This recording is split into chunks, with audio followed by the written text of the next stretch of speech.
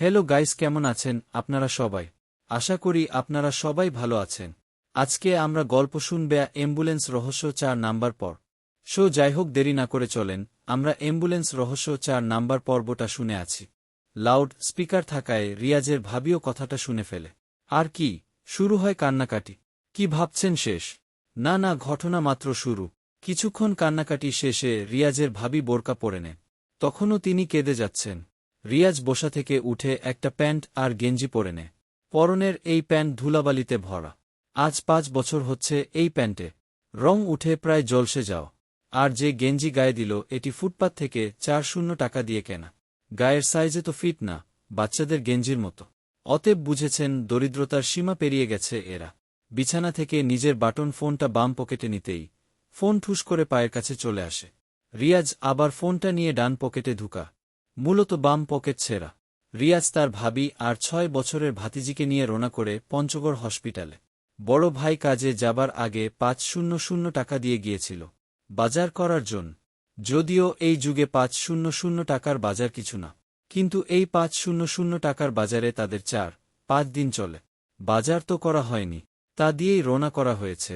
রাস্তায় ভাড়ার ব্যাপার স্যাপার থাকে। বস্তি পেরিয়ে মেইন রোডে আসে ওরা। রিয়াজের ভাবি এক লাইনে কেঁদেই যাচ্ছেন। পরিবারে শুধুমাত্র এই একটা মানুষ তার কিছু হয়ে গেলে ভিক্ষা করা ছাড়া উপায় নেই। এখন আপনার মনে প্রশ্ন উকি দিবে, রিয়াজ কেন কাজ করে না? চলুন, তারা পঞ্চগড় যেতে যেতে আমরা রিয়াজের জীবনী ঘেঁটে আসি। রিয়াজের জন্মের ২ বছর পর তার মা বাবা মারা যান। বস্তির দক্ষিণে একটা ফ্যাক্টরিতে কাজ করতেন উনারা। প্রচুর পরিমাণে গ্যাসের কাজ রয়েছে এখানে। রিয়াজের বড় ভাই আর রিয়াজকে বাসায় রেখে প্রতিদিন স্বামী-স্ত্রী কাজে চলে যেতেন। মাসে দুজনের বেতন মিলিয়ে ৮,০০০ হয়ে যেত। এইভাবে যেতে যেতে চলে আসে সেই দিনটা, যে দিনটা রিয়াজের বড় ভাই কোনোদিন ভুলতে পারবে না। রিয়াজের বয়স তখন ২ বছর। রিয়াজের বড় ভাই মা বাবার জন্য খাবার নিয়ে যায় ফ্যাক্টরিতে। রিয়াজ ছিল বাসায়। রিয়াজের বড় ভাইয়ের নাম শাওন হোসেন, লোকে সান্না বলে ডাকত। বয়স তখন তার ৮ বছর। মোটামুটি গান ছিল। ভাতের বক্স নিয়ে শাওন ফ্যাক্টরির গেটে আসতেই আচমকা একটা বিস্ফোরণের শব্দ ছড়িয়ে পড়ে। শাওন ভাতের বক্স নিয়ে গেটের সামনে দাঁড়িয়েছিল। দারোয়ান সহ কয়েকজন দৌড়ে পালাচ্ছে। ফ্যাক্টরিতে কাজ করা আরও অনেক কর্মী যান বাঁচাতে দিকবেদিক হয়ে দৌড়াচ্ছে। ফ্যাক্টরির ঠিক মাঝে আগুন ধাও ধাও করে জ্বলছে। সবাই দৌড়ে পালাচ্ছে বাহিরে। শাওন ১ পা ২ পা করে ভিতরে যাচ্ছিল। তার মা বাবা ভিতরে। শাওনের সারা দেহ তখন শীতল হয়ে যায়। ধীরে ধীরে আগুন ছড়িয়ে পড়ছে আরও। শাওন তার মা বাবাকে খোঁজার জন্য ধীর পায়ে ফ্যাক্টরিতে যেতে থাকে। কিছুদূর যেতেই একজন মুরব্বি শাওনকে ঝাপটে ধরে। শাওনের হাত থেকে পড়ে যায় ভাতের বক। লোকটা শাওনকে বাঁচানোর জন্য কোলে নিয়ে পালাতে থাকে। শাওনের সেদিকে কোনো খেয়ালই নেই। আলাভোলা হয়ে ফ্যাক্টরির আগুন দেখে যাচ্ছে। ধাও ধাও করে উঠা সেই জ্বলন্ত আগুনে শাওনের মা বাবা পুড়ে যা। শাওনকে যখন গেটের বাহিরে এনে দাঁড় করায় মুরব্বি, তখনও শাওন সেই আগুনের দিকে এক দৃষ্টিতে তাকিয়ে থাকে। ফায়ার সার্ভিসের ইউনিট এসে আগুন নিভাতে শুরু করে। লাভ হয়নি, ততক্ষণে সব পুড়ে হয়ে যায় ছাই। শাওন এই ছাইয়ের মাঝেও তার মা বাবার অংশ খুঁজে পায়নি। যেহেতু সব ছাই হয়ে গেছে, কার লাশ কোনটা সেটি বের করা মুশকিল ছিল। শাওন ছাইয়ের উপর দাঁড়িয়ে শুধু মাটির দিকে তাকিয়ে থাকে। তখনই শাওনের পাশে একজন মুরব্বি এসে ফোনে চিল্লাতে থাকে। শাওন সেই লোকের দিকে তাকিয়ে রইল। এক ফোঁটা চোখের পানি পড়েনি শাওনে। ভিতরে শাওন হয়তো একটা চিৎকার দিয়েছে, যা কারো কান অবধি যায়নি। ভিতরে সে পুরো ভেঙ্গে তছনছ হয়, কিন্তু বাহিরে কিছুই বোঝা যায় না। শান্ত ছেলের মতো সেই জায়গা ত্যাগ করে চলে আসে বাড়িতে। ছোট ভাই রিয়াজ তখন বিছানায় কান্না করে যাচ্ছিল। শাওন ছোট ভাইকে কোলে নিয়ে ধীর স্বরে বলল, কাঁদিস না, তোর বড় ভাই এখনও বেঁচে আছে। সেদিন থেকে চায়ের দোকান শুরু করে ইট খোলার কাজ অবধি বাদ রাখেনি শাও। ছোট ভাইকে ২ মুঠ ভাত মুখে তোলার জন্য যুদ্ধে লেগে যায় শাও। নিজের হাতে ভাইকে লালন পালন করে বড় করতে থাকে। পকেটে বাড়তি টাকা নেই, তাই স্কুল থেকে বঞ্চিত হয় রিয়াজের গান হবার পর রিয়াজ তার ভাইকে একদিন বলে, ভাইয়া, আমিও কাজ করব আপনার সাথে। আপনি একা এত কষ্ট করলে আমার সহ্য হয় না।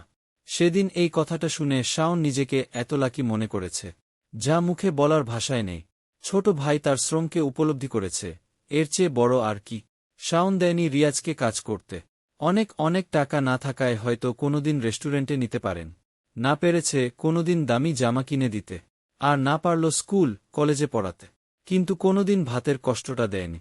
এমনও দিন গেল, শাওন নিজে 3-4 দিন খায়নি, কিন্তু ছোট ভাইয়ের মুখে খাবার এনে দিয়েছে। দিন মজুরির কাজ তো প্রতিদিন থাকে না, মাঝে মাঝে কাজে গ্যাপ যা। এই সময়টাতে শাওন নিজে উপাস থাকত। এলাকার কিছু বখাটে ছেলে প্রায় রিয়াজকে ডাকত বাহিরে, তাদের সাথে আড্ডা দিতে গিয়ে রিয়াজ সিগারেট হাতে নেয়। যদিও এইটা শাওন জানত না, ভাইকে তো বাড়িতে রেখে আসত, খবর রাখা হতো না তেমন। এদিকে রিয়াজ বখাটে ছেলেদের সাথে মিশে নেশা শুরু করে, সিগারেট থেকে গাঁজা, এরপর ইয়াবা। ধীরে ধীরে চলে যাচ্ছিল আরও বড় ক্ষতির দিকে। একদিন বস্তির বটতলায় নেশা করা অবস্থায় বকুল ভাই দেখে নেয় রিয়াজকে। এই বস্তিতে বকুল ভাইয়ের সাথে শাওনের গায়ে গা সম্পর্ক। ব্যাপারটা সে শাওনের কাছে পরের দিন জানাবে ভাবে।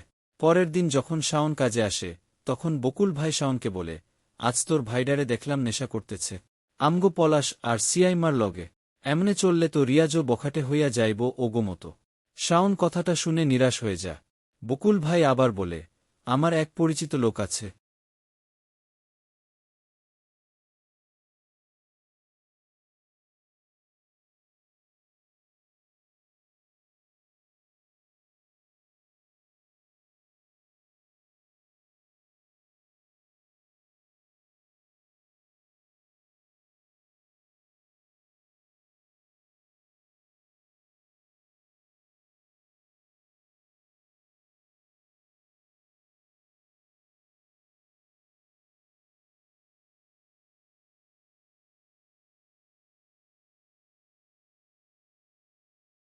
দিন যায়, রিয়াজের ভাতিজি হয়, কিন্তু রিয়াজ কাজ না করতে করতে এখন এতটাই অলস যে কাজের প্রতি কোনো ইন্টারেস্ট নেই।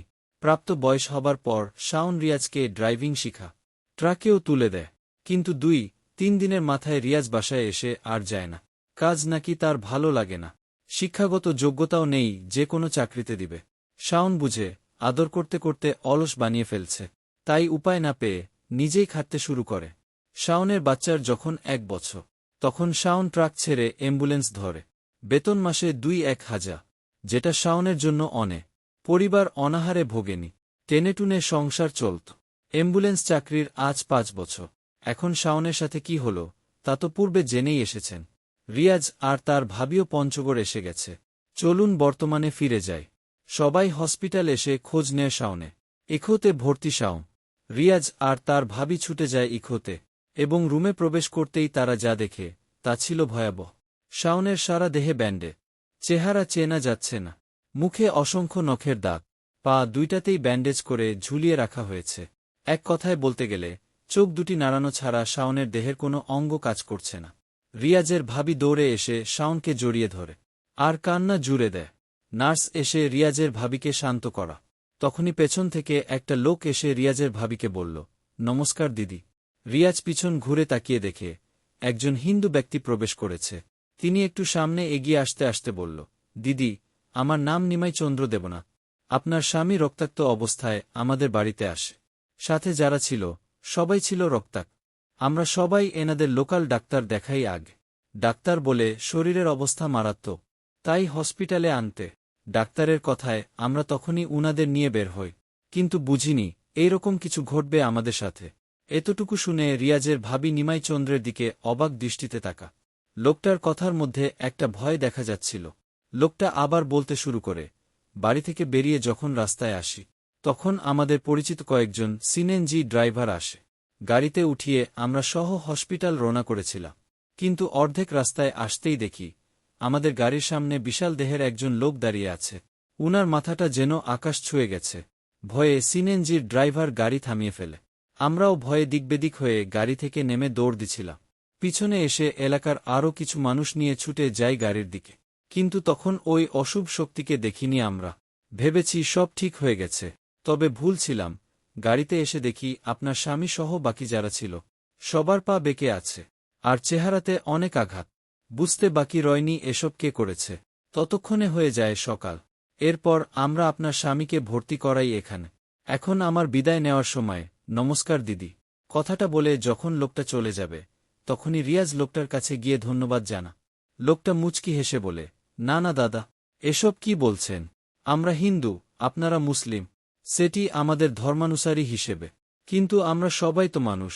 আমাদের রক্তে লেখা নেই আমরা হিন্দু, আর আপনার রক্তে লেখা নেই আপনি মুসলিম। মানুষের পাশে পশুরা দাঁড়াবে না। আমরা তো আর পশু নয় দাদা। আসি, ঈশ্বর আপনাদের মঙ্গল করুক। কথাটা বলে লোকটি ত্যাগ করে রুম। রিয়াজ লোকটার যাওয়ার দিকে কিছুক্ষণ তাকিয়ে থাকল। ততক্ষণে নার্স এসে রিয়াজকে বলে, আপনি আমার সাথে আসুন, বিল পরিশোধ করতে হবে। রিয়াজের মাথায় আগুন জ্বলে উঠে। পকেটে ৫০০ থেকে আর ১৪০ টাকা আছে। হসপিটালের লোক জানলে তো কেলাবে। তবু মনে সাহস সঞ্চার করে রিয়াজ নার্সের সাথে যা। নার্স রিয়াজকে নিয়ে চলে যায় ডক্টরের কাছে। ডক্টর রিয়াজের হাতে বিলের কাগজ দিয়ে বলে, ১,০০০ টাকা বিল এসেছে, বাহিরে পরিশোধ করে আপনার ভাইকে নিয়ে যান। বিলের কাগজের দিকে তাকাতেই রিয়াজের হুঁশ উড়ে যায়। ১,০০০ টাকা! কোনোদিন এত টাকা একসাথে চোখেও দেখেনি। ব্যবস্থা করবে কিভাবে? এদিক সেদিক তাকিয়ে রিয়াজ মিনমিন করে ডক্টরকে বলে, না মানে স্যারে, এতটা এতটা। রিয়াজের এমন তোতলানো দেখে ডক্টর বলে, বুঝেছি, জ্ঞান ব্যবস্থা করে নিয়ে আসুন। রিয়াজ ডক্টরের কথা শুনে থতমত খেয়ে বলে, জি স্যার, আমি আনতেছি। রিয়াজ আর তার ভাবিকে কিছু বলেনি। বাহিরে এসে কল দেয় পলাশকে। পলাশ কল ধরতেই রিয়াজ তাকে সব বুঝিয়ে বলে। কিন্তু ১,০০০ কথা শুনতেই পলাশ কল কেটে দেয়। নেটওয়ার্ক প্রবলেম ভেবে রিয়াজ আবার কল দেয়। এইবার ফোন বন্ধ পলাশে। উপায় না পেয়ে রিয়াজ সিয়ামকে কল দেয়। সিয়ামকেও সবটা বলার পর সিয়াম বলে, পাগল হইছ তো? ১,০০০ টাকা আমার বাপে কোনোদিন দেখছে? আমার কাছে ২,০০০-এর বেশি ১ টাকাও নাই। রাখত বলে কল কেটে দেয়। সিয়ামের কথা শুনে রিয়াজ থমকে যায়। এদের সে বন্ধু ভাবত, আজ তাদের রূপ দেখা হয়ে গেছে। রিয়াজ এইবার ডায়াল করে বকুল ভাইয়ের নাম্বার। বকুল ভাই সবটা শুনে কিছুক্ষণ চুপ থাকে। এরপর বলে, আমার কাছে তো এত টাকা নেই বাবা। জমানো ৩,০০০,০০০-এর মতো আছে। বাকি ৫,০০০,০০০ আমি আমার মালিকের থেকে ধার নিতে পারি। কিন্তু ওটা ২ মাসে ক্লিয়ার করে দিতে হবে। আমি ২ মাসে ৫,০০০,০০০ কোথায় পাবো বাবা? বেতন তো মাসে ১,৮০০০। পরিবার চলতেও ঝামেলা হয়। বকুল ভাইয়ের সবটা শুনে রিয়াজ বলে, ২ মাসে আপনাকে আমি দিব ৫,০০০,০০০ টাকা। তবুও আমার ভাইকে বাঁচান চাচা। রিয়াজের কথা শুনে বকুল ভাই বলে, তুই কোথায় পাবি টাকা? তুই তো কাজই করস না। রিয়াজ বকুল ভাইয়ের কথা শুনে নরম স্বরে বলে, চাচা, আমি কাল থেকে কাজে নামব। টাকার চিন্তা করতে হবে না। আমি বলছি তো চাচা, টাকা আমি দিবই। যাক, অবশেষে টাকার ব্যবস্থা হয়। বকুল ভাই ৫,০০০,০০০ ধার, আর নিজের ক্যাশ মিলিয়ে ৮,০০০,০০০ করে। ডাক্তারকে বলে কয়ে ৮,০০০,০০০ দিয়ে নিয়ে আসে শাওনকে। রিয়াজের ভাবি জানে না রিয়াজ কিভাবে ৮,০০০,০০০ টাকা ম্যানেজ করেছে। উনি দৌড়ে এসে রিয়াজকে জড়িয়ে ধরে। এরপর কান্না করতে করতে বলল, তোরে আমি কোনো সময় দেবর ভাবি নাই। আমার সন্তানের মতো ভাইবা আসছি রিয়া। আমার সন্তানের মতো শাসন করেছি তোরে। তুই তো আমার বড় ছেলে। কিন্তু ভাবি নাই তুই তোর ভাইরে এতটা ভালোবাসিস। কিভাবে পারলি এত টাকা ম্যানেজ করতে? কথাগুলা বলে অঝরে কাঁদতে লাগলেন তিনি। রিয়াজ চোখের পানি মুছে মুচকি হেসে বলে, টাকা না দিলে তো ওই ডাকাত ডাক্তার ভাইকে ছাড়ত না।